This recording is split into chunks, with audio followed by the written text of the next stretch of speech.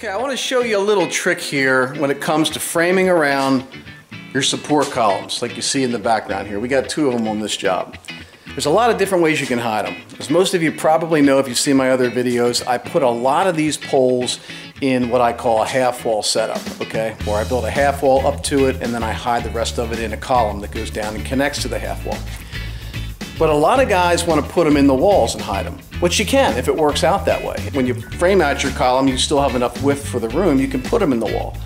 But I rarely do that, okay? I'm not a big fan of framing up underneath the beam.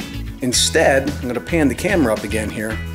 Instead of the beam, step back here and you look right up there, you can see my floor joists up there, okay? I want to be anchoring into these floor joists with the top of my wall, not into the bottom of the beam, because the beam is wider than a 2x4 wall, which means you have to either flush it out to one side or the other or split it up in the middle, and it just doesn't work out very good because then you're still framing around part of the beam that's wider than the wall. That makes sense to you. Sometimes your column isn't far enough away from your exterior wall that it makes sense for the width of the room you want. So if you build this column into your wall, you're locked into your width from the outside wall of the beam. Let's say that I have 10 foot from the beam here to that wall. That means my room can only be 10 foot from the beam from the column that's hidden in the wall to the outside wall. I can only have a 10-foot room. But what if I want a 12-foot room? I can't move the column back 2 feet. But what I can do is I can just build my wall, and you can look down here at my red lines, you can just build your wall on the other side of that column wherever the heck you want. So I just moved it back 12 inches and snapped my line. My wall is now out here a foot past the column, and when I pan up, I'm actually going to be in the bottom of the floor joist with the top of my wall, which is fine. Then you're probably thinking, well, what are you going to do with the beam then if you're not hiding it in the wall? Well, the beam then gets wrapped in the side of a soffit. Okay, I'll frame that beam out then in front of my wall the whole way down the length of the room in what I call a soffit. Now, if you look down on the floor here, you'll see how I hid the column then. My wall's going to be out here, sitting in between these two red lines. I'm going to build a little section of wall that's going to come out to hide the column. So when I'm standing in this room, there's going to be a little drywall column that's going to go up, that's going to stick into the room 12 inches. And I don't mind that. I mean, I wish it wasn't there, but what it did for me was, instead of building my wall right here on the floor and hiding the column in the wall right here, what it did was I moved the whole room out a foot. I got a foot more room in the room, a foot more width. All right, so it's kind of a give and take situation. Yeah, I'm going to have a little drywall column inside my room that's going to be going up the wall in the room, but I made the whole room a whole foot wider. You know, a lot of folks just get too wrapped up in, I gotta hide the column in the wall, I gotta hide the column in the wall. You don't have to. All right, you can put the wall wherever you want in relation to the beam and the column, and then just box it in later. Now down here, I have another column, which I did hide in the wall because it was the length of the room, and it's like almost 20 feet long, so I wasn't trying to gain any space coming this way. So if you look at the lines down here on the floor, you can see between these two red lines sits the column. All right, this column actually measures from side to side 3 inches. A 2x4 is 3.5 inches, so it fits comfortably inside a 2x4 wall. So I'm going to put this column in this wall, but down here, this column's going to sit out and be boxed out by itself inside the finished room in this little 12-inch tailpiece that I'm going to build out here to hide this pipe. And instead of building around the column with my wall, I moved the wall out to get the width I wanted in my room, and I'm just going to box it in then once I get this long wall built. All right, I really didn't talk about this in any of my other videos. There's so many different ways to go around columns.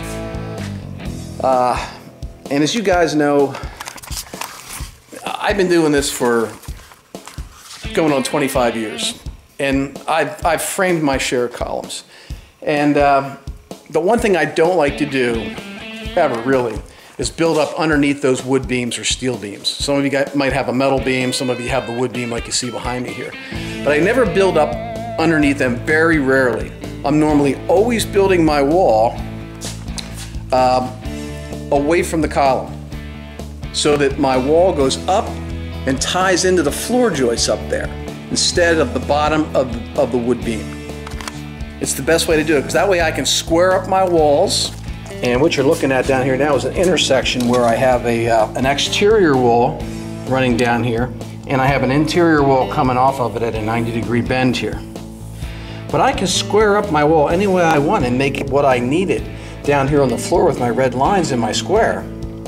A lot of folks will just follow whatever the beam is up there, and if the beam's not square with the rest of your project, your room's not going to be square. Which is another thing a lot of guys teach you to do. You know, just build up underneath that beam and plumb up your wall and shoot it to the bottom of the beam, and you know, it's just it's not the correct way to do it. So I'm giving you more options there. I hope you got a little bit of insight there. I hope you understood. I hope you grasped what I was trying to tell you here. It's just another way to hide a column. You don't have to put it in the wall.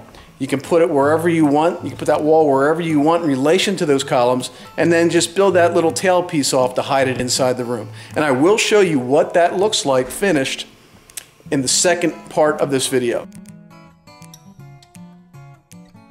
Okay, so the first thing that we're going to talk about is that column that I said that I wasn't going to build into a wall. And if you look down here on the floor, you can see how we've got a little bit of framing coming out here. I actually shot one 2x4 right to the face of the 3-inch column, and I have one here in the corner to carry my drywall. And you can see that this whole thing from the wall out just comes beyond the pole, and in this case is about 9 inches. Alright, so we hid the column inside our 2x4 framing, and if you look out here with the camera you can see it totally disappears inside that 2x4. Alright, now if we would have built our wall, like I was saying earlier in the beginning of the video when there was no framing, if we would have came off this off this pole with our 2x4 wall and hit it inside our wall, which our wall's out here now away from the column so we could get more width in the room, we would have had a much narrower room. So 9 inches may not seem like much, but when you're talking about a room that's only 8 feet wide, 9 inches, you know, even 6 inches is a huge amount of space. So that's what we elected to do. We built that wall on the other side of the column and gave ourselves a nice 8-foot wide room. And if you look up over my head there, you can see there's that wood beam we showed you at the beginning of the video. We didn't build up underneath of it. We built the wall that divides that bedroom there. We built that wall right up, you can follow the framing here, right up to the bottom of the floor joists, which is where I like all my walls to meet. For solid meat, solid nailing, I can plumb up with my plumb bob, snap a red line across the bottom of all the floor joists and put that wall up there and make it square and true with the basement. With all my new basement walls, they're all true and square. When you go into any one of my corners, I guarantee you that's a 90-degree angle right there. Alright, I'm not locked into whether the beam is perpendicular with the outside walls or any of that nonsense. I put my walls where I want to put them. And I'd rather tie the top of my walls all the way up to the bottom of the floor joist, which you can see right up there. We're right up there, nailed straight through the top plate, right into the bottom of the floor joist. Alright, so that's how we went around that column. We just did a little kick out into the room, and when this wall's done, there'll just be a little drywall pillar going up that wall. Real simple. And that way we got the width we needed. Alright, let's talk about the second pole. The second pole is in our wall. Alright, it's in this wall right here coming across out of that corner. We hit it right inside the wall, but it worked out for this end of the room to put it in the wall. We shot the 2x4s right to the column, right through the 2x4, right into the steel. Hid that one away right there in the wall. Alright, so there's the framing for our 2 columns we saw earlier in the video.